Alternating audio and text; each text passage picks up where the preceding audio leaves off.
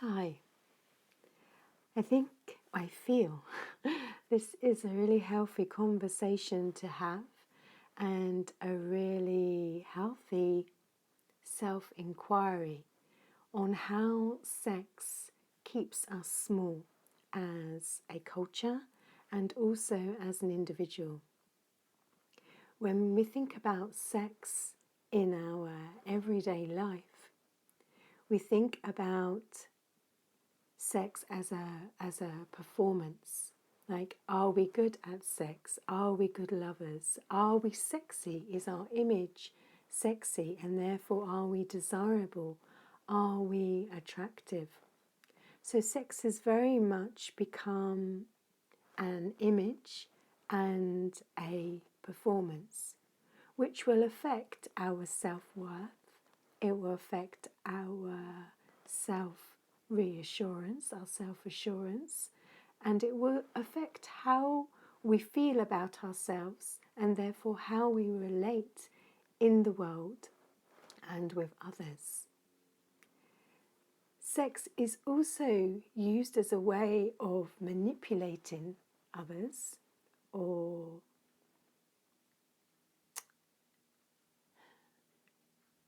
a bargaining, a way in which we feel we bargain that if we give sex, then we may get the relationship we want or the attention we want. If we look a certain way, then we may get the relationship we want, or we may get the validation or loving relationship we want.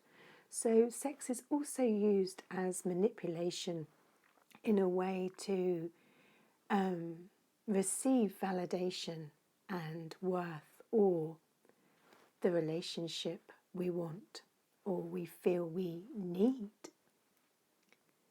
Sex also keeps us small in the way a sexual dysfunction, a challenge we may be experiencing, can really have an effect on our self-worth and how we feel about ourselves and therefore how we relate about others.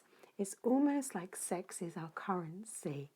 It is our worth in the world, whether how we look and how also our sexual relationships. And then, of course, if we have been sexually abused, that really impacts how we feel about ourselves as a sexual being, and therefore the relationships that we find ourselves gravitating towards and appeasing to. Sex keeps us small all the time, that our focus is on the act of sex, so therefore the performance of sex, and therefore our relationships of sex and our image. If we keep to this very limited perspective of what sex is, then we're never going to get down to the deeper, richer, more nourishing truth of being a sexual being. All the time we focus and our drive and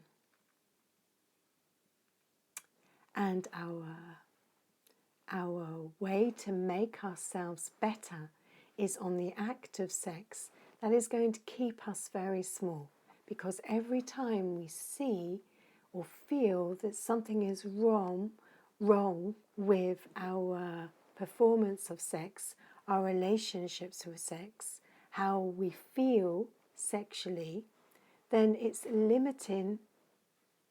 It's a very limited way of being.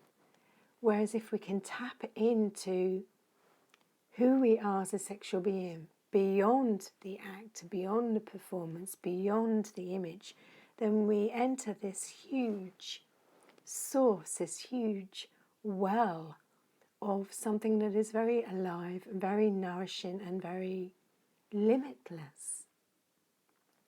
Sex keeps us small all the time, that we just focus on the act and the image and the performance of sex. And sex keeps us small all the time, that we feel small because we feel there is something wrong with us sexually, that we feel there's something wrong with us sexually because we don't fit into the gender roles, or because we have been abused, or because we are experiencing a sexual, physical trauma. All the time we define ourselves around the act of sex. Sex is going to keep us small, individually and as humanity.